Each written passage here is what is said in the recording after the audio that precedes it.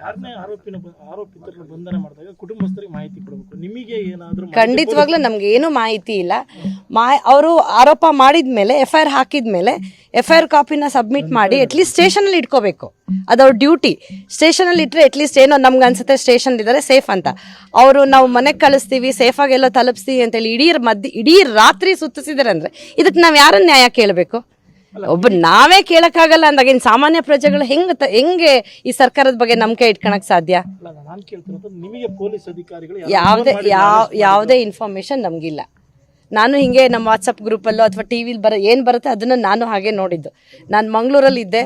So ಹಾಗಾಗಿ ನನಗೆ ಸಹಜವಾಗಿ ನಾನೆಲ್ಲ ಹೊರಗಡೆ ಇದ್ದೆ, ಯಾವುದೋ ಒಂದು ಕಾರ್ಯಕ್ರಮಕ್ಕೆ ಹೋಗಿದ್ದು. ಅಲ್ಲಿ ನೋಡಿದ್ರೆ ಎಲ್ಲರೂ ಕೇಳ್ತಿರ್ಬೇಕು. ನನಗೆ ಆಶ್ಚರ್ಯ ಏನಾಗ್ತಿದೆ ಅಂತ ನನಗೆ ಗೊತ್ತಾಗಲ್ಲ. ನಮ್ಮ ಮನೇಲಿ ಫೋನು ಸಿಗ್ತಾ ಇರಲಿಲ್ಲ.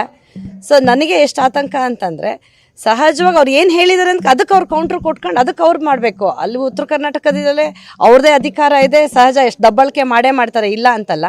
ಒಬ್ಬ ಸಾಮಾನ್ಯ ಪ್ರಜೆನ ಹೆಂಗೆ ಸರ್ಕಾರ ನಡೆಸ್ಕೊಳುತ್ತೆ ಅನ್ನೋಕ್ಕೆ ಒಬ್ಬ ಜನಪ್ರತಿನಿಧಿನೇ ಇದು ಮಾಡೋಕ್ಕಾಗಿಲ್ಲ ಅವ್ರಿಗೆ. ಇನ್ನು ಸಾಮಾನ್ಯದವ್ರನ್ನ ಹೆಂಗೆ ನಡೆಸ್ಕೊಳುತ್ತೆ ಅನ್ನೋದೇ ಭಯ ಆಗುತ್ತೆ. ಅವ್ರೇನು ಹೇಳಿಲ್ಲ. ನಾನು ಅವ್ರು ಕೇಳಿದೆ. ಅವ್ರಿಗೆಲ್ಲ ಪಿಕ್ಚರ್ಸ್ ನೋಡ್ತಾ ಇದ್ನಲ್ಲ, ತಲೆಯಲ್ಲಿ ಸ್ವಲ್ಪ ರಕ್ತ ಬ್ಲೀಡ್ ಆಗಿತ್ತು.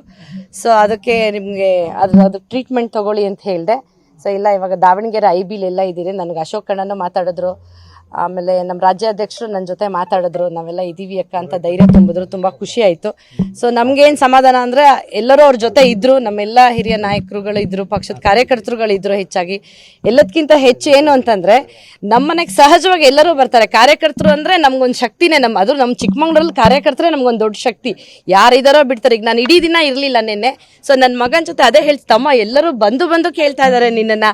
ಇಡೀ ಟೀಮ್ ಬಂದಿದೆ ಅಮ್ಮ, ಕವಿತಾ ಆಂಟಿ ಬಂದಿದ್ದಾರೆ, ಅವ್ರು ಬಂದಿದ್ದಾರೆ, ಎಲ್ಲರನ್ನೂ ಕೇಳ್ತಿತ್ತು. ಸೊ ನಾನು ಹೇಳಿದೆ, ಪಾಪು ನಮ್ಮ ಮನೆಗೆ ಎಲ್ಲರೂ ಬಂದೇ ಬರ್ತಾರೆ ಖಂಡಿತ. ಯಾಕೆಂದರೆ ಪಪ್ಪ ಆ ಪ್ರೀತಿ ವಿಶ್ವಾಸ ಇಟ್ಕೊಂಡಿದ್ದಾರೆ.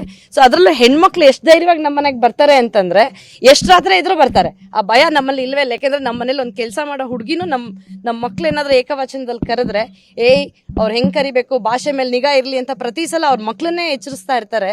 ಹಾಗಾಗಿ ಅವ್ರು ತಪ್ಪು ಮಾಡಿದಾರೆ ಅನ್ನೋಕ್ಕೆ ನಂಬಕ್ಕೆ ಸಾಧ್ಯ ಇಲ್ಲ. ಸೊ ಯಾರಿಗೆ ಏನು ಅಪಾರ್ಥ ಮಾಡ್ಕೊಳ್ಳೋದು ತುಂಬ ಸುಲಭ. ಯಾರ ಬಗ್ಗೆ ಏನಾದರೂ ಅವರೇ ಊಹಿಸ್ಕೊಂಡು ಮಾತಾಡೋದು ತುಂಬ ಸುಲಭ. ಸೊ ನೇರ ಕೂತು ಅವರೇ ಮಾತಾಡ್ಬೋದಿತ್ತಲ್ವ. ಅದನ್ನ ಇಷ್ಟೊಂದು ಆತಂಕಕ್ಕೆ ತೊಗೊಂಡು ಹೋಗಿ ಒಂದು ವಿಚಿತ್ರವಾಗಿ ಒಂದು ಪರಿಸ್ಥಿತಿನ ನಿರ್ಮಾಣ ಮಾಡಿದ್ದು ನಿಜವಾಗ್ಲೂ ಈ ಸರ್ಕಾರದ ಬಗ್ಗೆ ಯಾರಿಗೂ ಗೌರವ ಇಲ್ದಂಗೆ ಆಯಿತು ಬಿಡಿ.